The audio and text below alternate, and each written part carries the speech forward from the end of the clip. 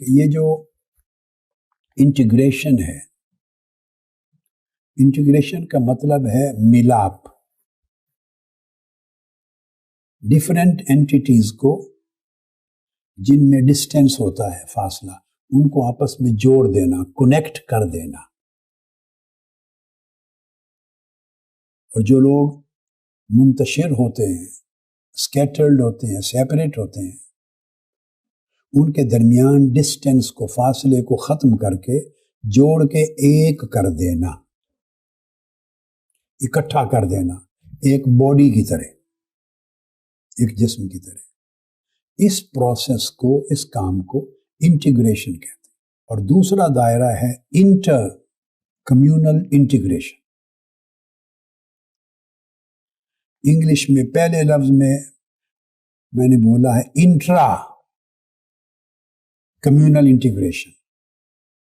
Intra communal integration جب کہتے ہیں تو اس کا مطلب ہے کہ کمیونٹی ایک ہے، یعنی مسلمان، اس کے اندر مختلف اینٹیٹیز، مختلف اکائیاں، وہ اینٹیٹیز بیس کرتی ہیں some times difference of your faith interpretation, آپ کے عقیدے میں مسلک الگ ہوتے ہیں، فقہی مذہب الگ ہوتے ہیں، اسکول آف لا، برادری، فیملیز الگ ہوتی ہیں،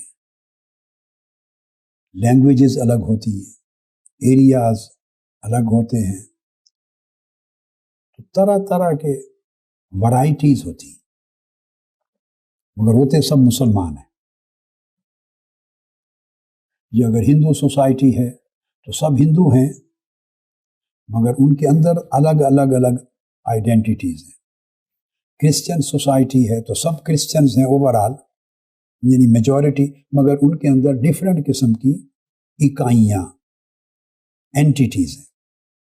اب ایک ہی کمیونٹی کے اندر جو فاصلے اور ڈفرینسز ہوتے ہیں، ان ساروں کو مٹا کے قریب لا کے اکٹھا ایسے جوڑنا کہ وہ ڈفرینٹ نہ لگیں مگر ڈفرینٹ ہو کر بھی ایک لگے، ڈفرینٹ ہو کر بھی ایک لگیں، جڑ جائیں، آپس میں کنیکٹ ہو جائیں ایک دوسرے کے ساتھ۔ تو اس کو بولتے ہیں انٹرا کمیونل انٹیگریشن، یعنی اپنی کمیونٹی کے اندر لوگ جڑ گئے، مل گئے، ایک ہو گئے۔ اسی طرح کسی بھی کنٹری میں مختلف فیتھ کے لوگ، مختلف کلچرز کے لوگ، مختلف ایتھنک بیک گراؤنڈز کے لوگ، تو مذہب الگ ہے، ثقافت الگ ہے، تہذیب الگ ہے، بیک گراؤنڈز الگ ہیں، ایتھنک بیک گراؤنڈز، تو وہ کئی کمیونٹیز ہیں مختلف۔ ان مختلف کمیونٹیز کو قریب لانا اور قریب لا کے اس طرح جوڑ دینا کہ وہ ایک کمیونٹی لگے، اس کو کہتے ہیں انٹر کمیونل انٹیگریشن۔ دونوں صورتوں میں اسلام کا جو بیسک تھیم ہے، جس پر اسلامک ٹیچنگز کا، اسلام کی فنڈامنٹل ٹیچنگز کا فاؤنڈیشن ہے، وہ انٹیگریشن ہے۔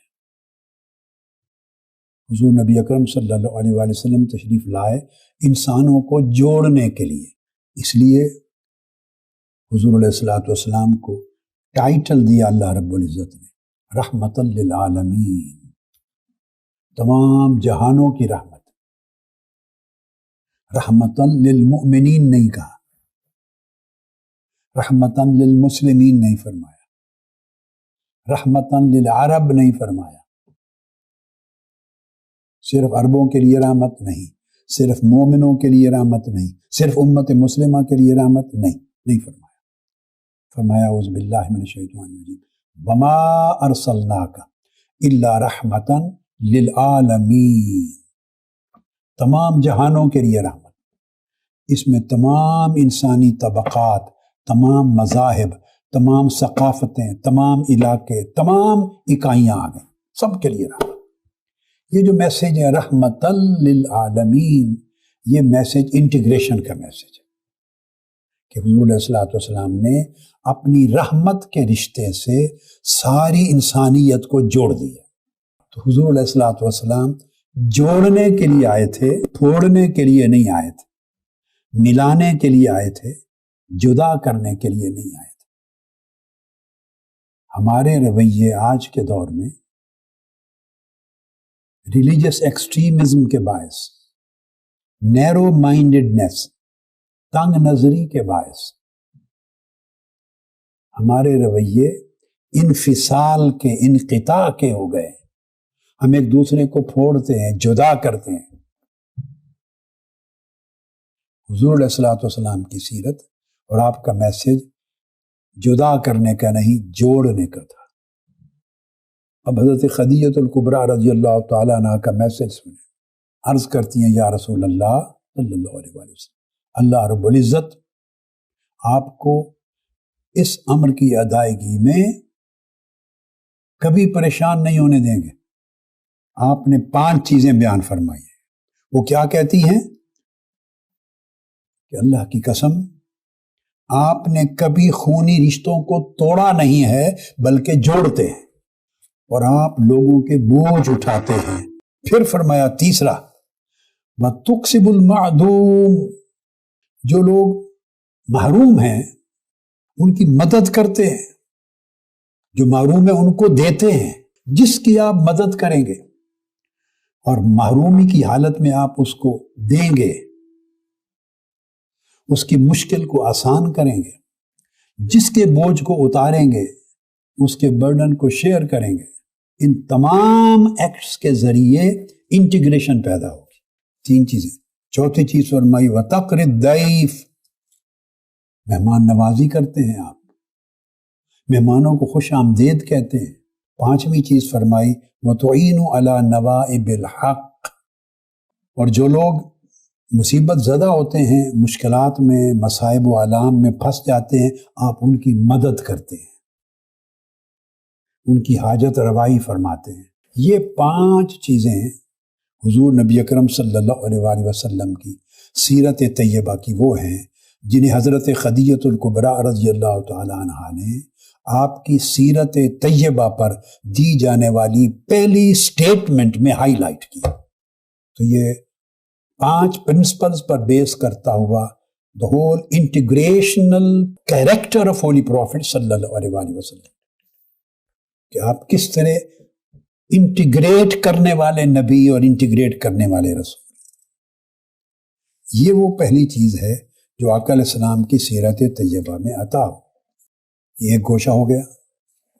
پھر حضور علیہ السلام کی یہی جو سیرت طیبہ کا گوشہ ہے، اس میں دیکھیں آپ نے انٹیگریشن کرنے کے لیے، خواہ وہ انٹر کمیونل ہے اور خواہ وہ انٹرا کمیونل ہے، مسلمانوں کے اندر ہے بالکل، یہ مسلمانوں اور دوسرے مذاہب کے درمیان ہے، پوری انسانیت کی سطح پر۔ تو آپ نے اس انٹیگریشن کے لیے کچھ اصول وضع فرمائے، وہ اصول جن پر انٹیگریشن کا اسلامک کانسیپٹ قائم ہے۔ ہمارے مسلمان ملکوں میں، مسلمان معاشروں میں، مسلمان طبقات اور حلقوں میں یہ چیز ختم ہو گئی ہے۔ انٹیگریشن دل میں وسعت مانگتی ہے۔ یہ چند بنیادی ستونوں پر قائم ہے، اور وہ ستون جن پر انٹیگریشن کا کنسپٹ قائم ہے، ان میں سب سے پہلے انسانیت کی عزت اور تکریم ہے۔ بطور انسان ہر ایک کی عزت اور تکریم کرنا، قطع نظر اس کے کہ اس کا مذہب کیا ہے، اس کا مشرب کیا ہے، اس کی زبان کیا ہے۔ یہی وجہ ہے جب حضور علیہ السلام ہجرت مدینہ کے بعد تشریف لائے مدینہ طیبہ اور ایک نیا اسلامی معاشرہ قائم کرنے لگے، اسلامی معاشرہ، تو آپ دیکھیے کہ ایٹ دیٹ ٹائم اللہ رب العزت نے نماز پنجگانہ کے احکام سے معاشرہ شروع نہیں کروایا، روزے کے احکام سے معاشرہ شروع نہیں کروایا، حج اور زکوٰۃ کے احکام سے معاشرہ شروع نہیں کروایا، یہ بعد میں اترے، بعد میں۔ مگر ہجرت مدینہ کے بعد جو پہلا حکم حضور علیہ السلام نے صادر فرمایا، اور جہاں سے آپ نے اسلامی معاشرے کی بنیاد رکھی اور ان کی سوشل لائف اور ان کی کولیکٹیو لائف اور سوسائٹل لائف، پوری معاشرتی زندگی کا سفر جہاں سے شروع کیا وہ انٹیگریشن تھا، سوشو اکنامک انٹیگریشن، اس کو مواخات کہتے ہیں۔